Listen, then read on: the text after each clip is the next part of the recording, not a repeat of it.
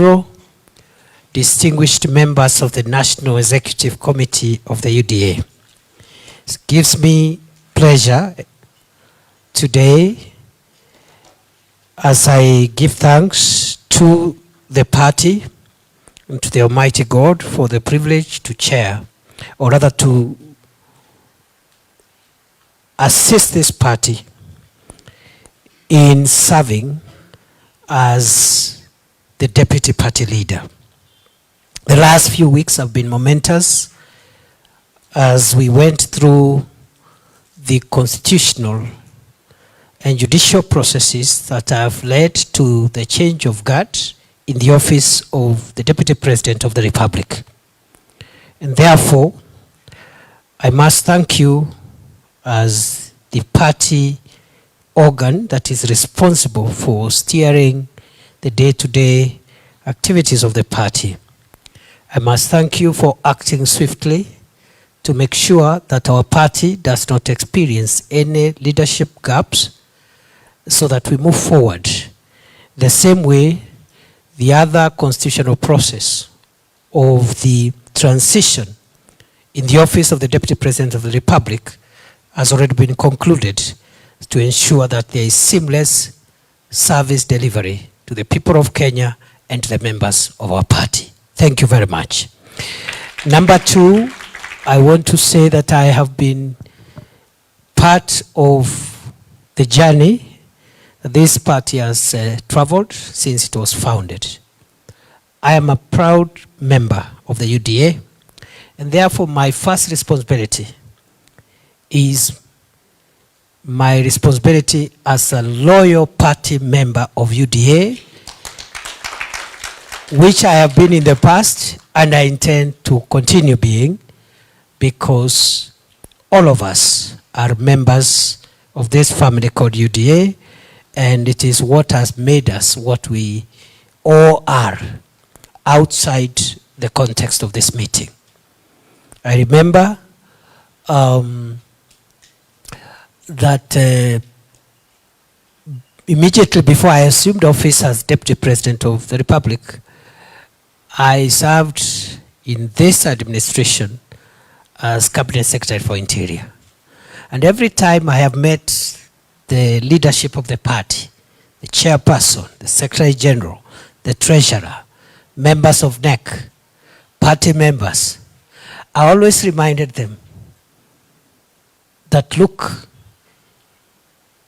I would not be Interior Minister if it was not for the party. And in all democratic countries, in all multi-party democratic countries, the party is the one that forms government, and therefore the party is bigger than government. The head of state and government is the party leader first before being president, because he is a product. He holds that office by virtue of the party. And therefore, I am very clear in my mind what we need to do as a party going forward. Of course, the second role, which has been bestowed on you again with a lot of humility this morning, I accept, other than being a party member, to now serve as deputy party leader.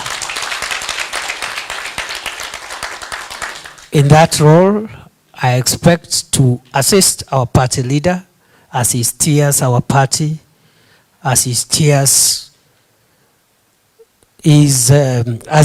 the country, as the leader also of the country at the moment, so that some of the functions that he delegates to me, requests me to assist in, or I am asked to assist in by the party, I'll be more than able, more than willing and available to assist in. I am taking over this role in a very, very defining moment in the life of our nation. At a time when the country is engaged in, or has been engaged in the recent weeks and months, in conversations about identity and who we are as a country. And there has been conversations around our nationhood and our identity as the people of Kenya. Having been a founder member of UDA, having served in different roles within the party, especially my role as chief agent of the president, our presidential candidate and the running mate during that time, I am aware that our party stands for the unity of our country. I am also privileged to have taken part in the drafting of our constitution and also the setting up of the various organs that are established in the party constitution. I have also been privileged to be part of the team that put together the manifesto of our party. And in all those things that I have cited, I am also very aware that our party stands for the unity of our country. And therefore, as this transition takes place, I want to assure you my unwavering loyalty to the ideals for which our party stands for. I will work with all the organs established under our party constitution for the good and for the better and optimal performance of our party as expected of us by the people of Kenya.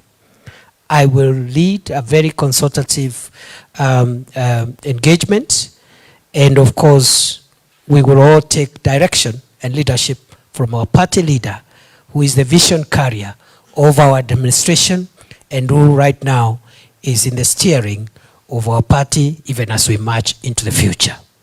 The last thing that I want to say is that even as we look at building unity in the party and unity in our nation, I want to communicate or assure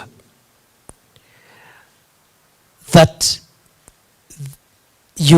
a united country, the unity of Kenya, is not a threat to the segments that constitute Kenya.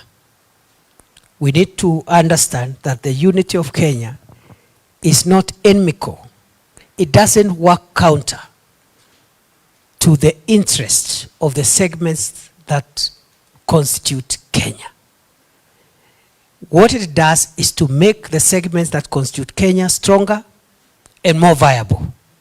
And therefore, I know there is a multiplicity of ideas, interests, aspirations, but those ideas of the various segments which constitute our party must converge so that we pursue the broader ideas that our party believes in, and that is how we will build a strong country, a united country, unify our people, create nationhood, and create the viability of our republic, because without our unity, our republic will not be viable. We will be doing small things all the time because of our thoughts, our interests, our values are not aggregated together. So I'm a firm believer of the unity of Kenya, the indivisibility of Kenya, the oneness of Kenya, and we start that by pursuing these ideals in our party, within our party, so that whatever views that party members have, sections of our parties, including persons with disabilities, young people, the older members of society, different religious, ethnic, or whatever other shades that we have, let us remember all the subnational interests must always converge and meet at the table of our country as a whole. So I wish you well, and I look forward to work with you, and I look forward to spending more time here. I have been coming here, of course, with the permission of the party leadership, but in a discreet manner, for two reasons. Why I've been coming here at least once every 2 weeks for an hour or so, is because I was the Interior Minister and I needed to know that this place is secure because, because the head of state is our party leader and he uses this facility, isn't it? And therefore I needed to check from time to time that this facility is secure for the Commander-in-Chief. Number two, I used to come here because until now, and I'm still consulting with the chair and the SG and the other leaders of the party officials, that until now, I am the chief agent of the president until I hand over to the next chief agent. So I will be advised by the party how we go about that. I am a custodian of very many instruments that relate to electoral aspects of our presidential candidate. And just like the IEBC, that office must continue, the chief agent's office must continue to exist until another one comes in for the next election cycle. So I used to come here as the chief agent of the president to make sure that the paperwork is still okay. Nobody has interfered with the files. Our liaison with the registrar of political parties is still okay, but only in that limited sense of being a chief agent. Of course, there wasn't much work after the Supreme Court determined or the validity of the election, but it is good manners and good practice that the party's presidential chief agent must hover around until another one is appointed. And going forward, we shall discuss that. So I've been asked just to give a short summary in Swahili for the sake of our members who are out there. Nataka nishukuru kwa sababu siku ya leo ni siku muhimu sana katika chama chetu cha UDA. Miezi michache imepita, wiki chache zilizopita, kumekuwa na mabadiliko katika ofisi ya naibu wa rais, na kulingana na katiba ya nchi yetu na shughuli ambazo zimefanywa na bunge la kitaifa, bunge la seneti na mahakama zetu, utaratibu ambao umefuatiliwa umeleta mabadiliko katika nafasi ofisi ya naibu wa rais. Nataka nishukuru chama chetu cha UDA vile vile kwa kuharakisha mabadiliko ambayo itawezesha chama kuendelea, kusikue na mwanya katika taratibu na uongozi wa chama. Nimechukua nafasi hii kwa unyenyekevu na nimeahidi ya kwamba nitafanya kazi na vyombo vyote na vitengo vyote vya chama chetu, kwanza nikiwa mwanachama, kwa sababu sisi zote ni wanachama wa UDA, na mimi nitaendelea kuwa mwanachama mwaminifu wa chama chetu cha UDA. Ya pili, nitafanya kazi mpya ambayo nimepatiwa kwa heshima kubwa na chama chetu, kumsaidia kiongozi wa chama chetu katika kuendesha masuala ya chama chetu, na nitakuwa mara kwa mara nikifanya kazi kupitia ushauri wenu kama baraza kuu la chama na vitengo vingine ambavyo chama chetu kimeanzisha kulingana na katiba ya chama, na vile vile wanachama wetu ambao wako katika sehemu zote za nchi ya Kenya. Vile vile ningetaka niseme ya kwamba chama chetu lazima tukitie nguvu, lazima tukiwezeshe. Kuna masuala ambao bado lazima tuyaendeleze, ikiwemo jambo la kusajili wanachama. We need to register more members, and therefore I'm going to be part of the drive that is ongoing and try to put our minds together with the party officials, the party leader, so that we can increase our numbers, the membership numbers.